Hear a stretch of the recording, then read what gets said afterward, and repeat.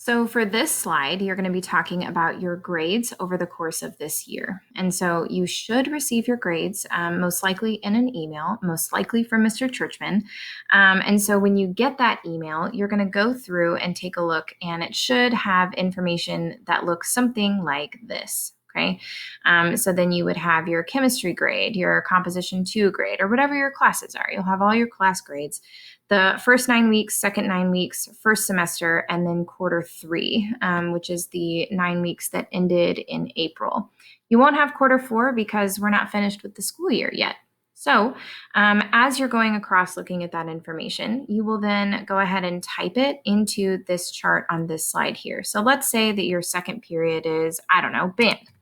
Whatever your second period class is, you go ahead and type that in, and then you find out what your grade was for the first 9 weeks, maybe an 87, your grade for the second 9 weeks, and then your grade for the semester, and that would average to an 88, and then whatever your quarter 3 grade was. And let's say you were just totally killing it in quarter 3, you got 100, right? Whatever your grades are.